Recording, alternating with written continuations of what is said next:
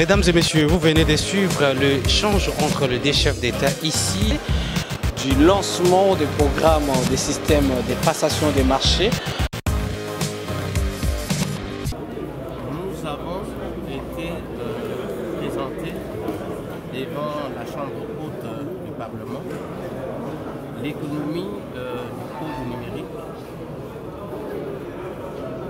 qui est un texte très important pour notre pays et qui en réalité n'est que l'implémentation de la vision du chef de l'État, Félix-Antoine Tshisekedi Tshilombo, qui, comme vous le savez, est le tout premier chef d'État à pouvoir faire du digital, faire du numérique un véritable outil pour la gouvernance, pour le développement, la lutte contre la corruption,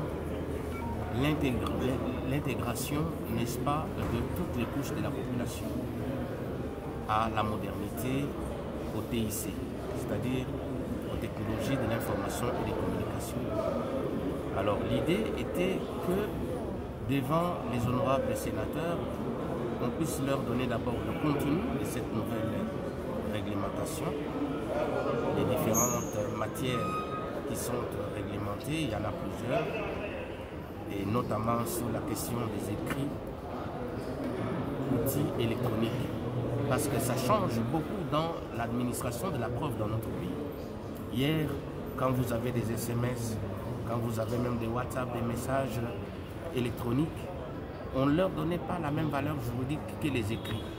Alors que le monde est en train d'évoluer aujourd'hui, vous n'allez pas vous mettre à écrire des papiers pour pouvoir aller solliciter par exemple la location d'un appartement quelque part.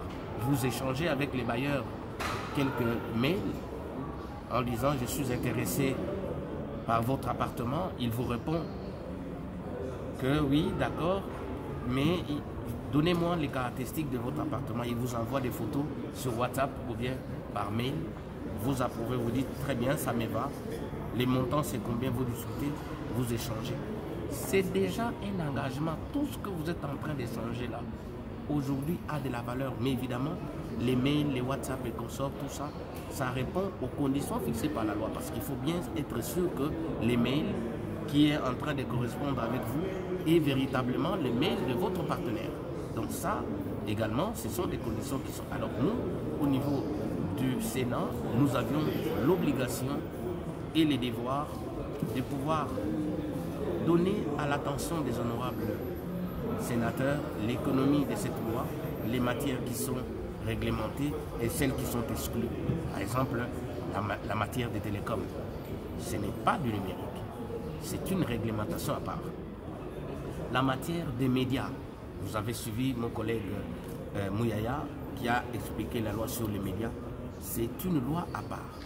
Et donc on ne peut pas confondre, mélanger les genres. Et donc c'était très important de tracer les limites du champ de la nouvelle réglementation, de donner l'économie de la nouvelle loi. Mais surtout, de montrer aux gens que nous avons des matières comme par exemple le commerce électronique. Aujourd'hui, vous n'êtes pas obligé d'aller payer des articles en descendant tout le temps sur des supermarchés. Il y en a de plus en plus à Kinshasa, des gens qui achètent des pizzas en ligne, qui achètent des articles dans certaines boutiques en ligne. Mais ils doivent savoir que cette nouvelle façon de faire a dorénavant une réglementation sur le commerce électronique. Quels sont les devoirs des uns et des autres, ceux qui vendent et ceux qui payent? Il y a des règles. Ne pensez pas que parce que c'est sur Internet, tu peux faire n'importe quoi ou arnaquer les gens. Voilà pourquoi, même sur cette question-là, il y a la question de la cybersécurité. Tous ceux qui sont censés, n'est-ce pas, aujourd'hui, informatiser des systèmes, que ce soit dans le public, que ce soit dans les privés, la loi du numérique leur impose l'obligation de sécuriser ces systèmes contre notamment tous les hackers et consorts qui peuvent. Vous ne pouvez pas mettre un système à la disposition du public sans les sécuriser.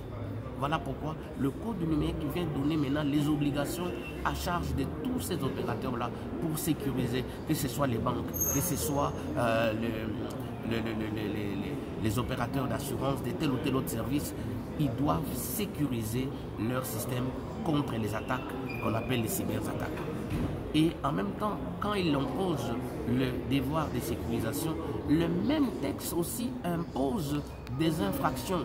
C'est-à-dire pour ceux qui ne respectent pas la loi, il y a des infractions. Et notamment pour vous qui êtes de la presse. Vous avez certains parmi vous qui ont la légèreté de mettre juste sa petite caméra. Ils commencent à s'attaquer à telle ou telle autre personnalité, à telle ou telle autre personne, en lui imputant que tel a volé, tel a fait ceci, tel est allé avec la femme de ceci et consort. Lui, il prend ça comme du spectacle, comme un moyen de s'amuser. Mais dorénavant, vous devez savoir que quand vous êtes en train de faire des déclarations qui peuvent toucher à l'honneur, qui peuvent toucher aux gens, eh bien, ces déclarations-là, vous devez en avoir la preuve. Si vous n'en avez pas la preuve, la personne victime va déposer plainte contre vous au parquet.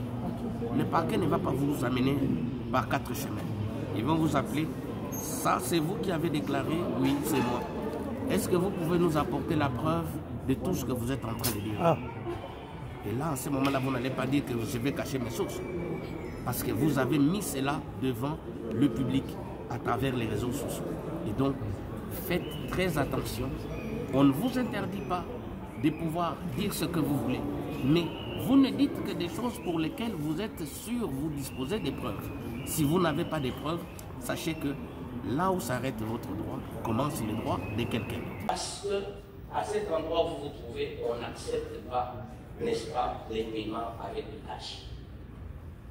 Et donc, c'est votre téléphone qui va servir, n'est-ce pas, pour que vous puissiez payer votre taxi, pour que vous puissiez payer, n'est-ce pas, un article ou à manger dans un restaurant. Et donc, il est très important que nous puissions travailler pour la culture numérique dans notre pays. Et cela passe par les séances de mise à niveau. Mise à niveau par la formation.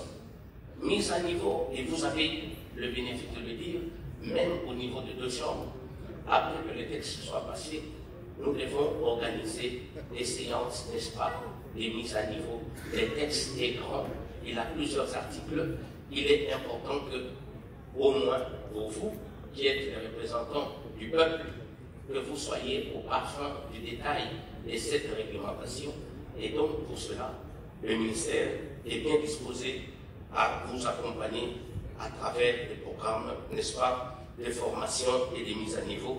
Et plusieurs partenaires nous soutiennent quant à ce, aussi bien au niveau des Nations Unies que d'autres partenaires, oui, et multilatéraux.